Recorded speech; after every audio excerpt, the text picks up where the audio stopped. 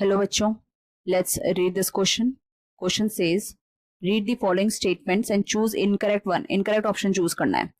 पहले बोला है memory based acquired immunity evolved in higher vertebrates. Primary lymphoid organs are bone marrow and thymus, where immature lymphocyte differentiate into antigen sensitive lymphocytes. Only thymus provide microenvironment for the development and maturation of T lymphocytes. Modern day lifestyle have resulted in lowering of immunity and are more sensitive to allergens. तो की concept लिखेंगे हम इसका. पहला की concept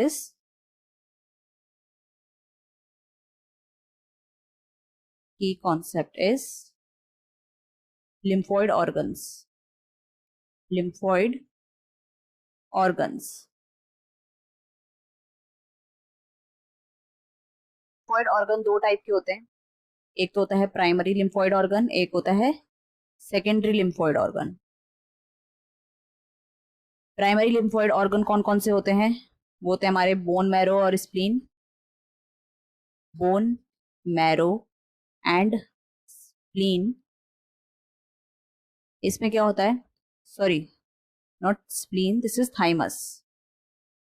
thymus.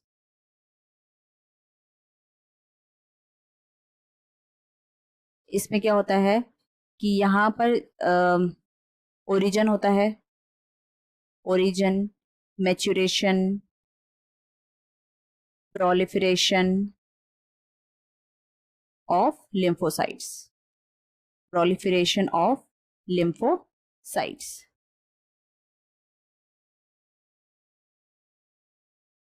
और जो ये यहाँ पर हमारी जो बोन मैरो और थाइमस है, यहाँ पर जो इमेच्योर लिम्फोसाइट होती हैं वो डिफरेंशिएट करती हैं किसमें? एंटीजन सेंसिटिव लिम्फोसाइट्स में.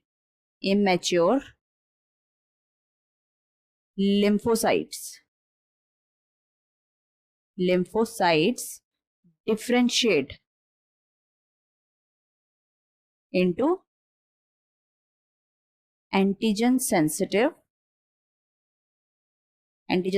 lymphocyte. मतलब अब ये जो एंटीजेंस आएंगे उनके लिए रेडी है उनको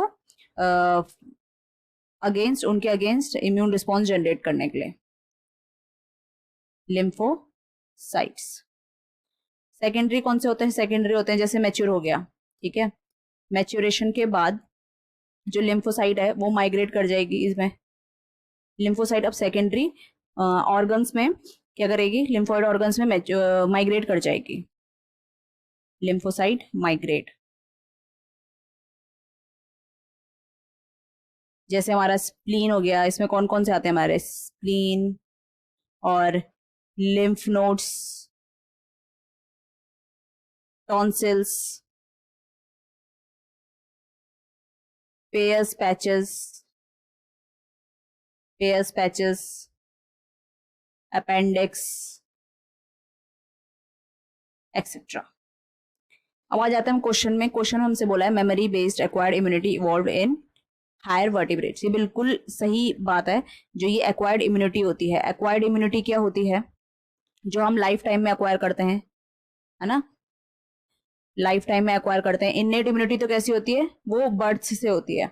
इसमें तो जैसे कोई पैथोजन एंटर हुआ उसके अगेंस्ट इम्यून रिस्पॉन्स जनरेट होगा और मेमोरी सेल्स ही बन जाएंगी.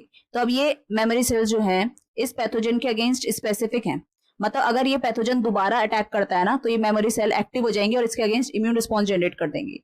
और ये जो प्रॉपर्टी है, ये जो खासियत है, ये हायर वर्टिब्रेट्स में इवॉल्व हुई है. तो ये तो हमारा ऑप्शन सही है. तो हमें इनकरेक्ट चाहिए तो इसको हम हटा देंगे. फिर बोला है कि जो प्राइमरी लिम्फोइड ऑर्गन्स हैं they are bone marrow and thymus. ये बिल्कुल सही है. जहां पर इमेच्योर लिम्फोसाइट्स डिफरेंशिएट कर जाते हैं एंटीजन सेंसिटिव लिम्फोसाइट, ये भी बिल्कुल सही है. हमें इनकरेक्ट चाहिए, इसको हम हटा देंगे. Only thymus provide micro environment for the development and maturation of lymphocyte. ऐसा नहीं है.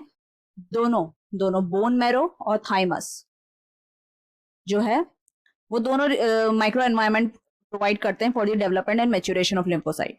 तो ये वाला ऑप्शन हमारा क्या है? This option is incorrect. तो हमें यही चाहिए इनकरेक्ट, तो इसको हम टिक कर देंगे. फिर बोला है कि जो modern day lifestyle has resulted in lowering of immunity and are more sensitive to allergens. ये भी बिल्कुल सही बात है, क्योंकि मॉडर्न डे लाइफस्टाइल है तो उसकी वजह से क्या हो रही है? इम्यूनिटी डाउन हो रही है. क्योंकि पहले क्या करा जाता है कि जो बच्चे होते हैं उनको एक प्रोटेक्टेड एनवायरनमेंट में रखा जाता है और उससे क्या हो रहा है कि वो एक्सपोज नहीं हो पा रहे हैं पैथोजन से, और इसकी वजह से उनमें जो उनका इम्यून सिस्टम है वो बहुत लो हो रहा है, ठीक है, बहुत वीक हो रहा है, जिसकी वजह से वो सेंसिटिव हो रहे हैं एलर्जेंस के लिए। तो हमारा करेक्ट आंसर क्या हो गया, मतलब इनकरेक्ट है, हमारा incorrect option is this. So I hope you understood it well, all the best.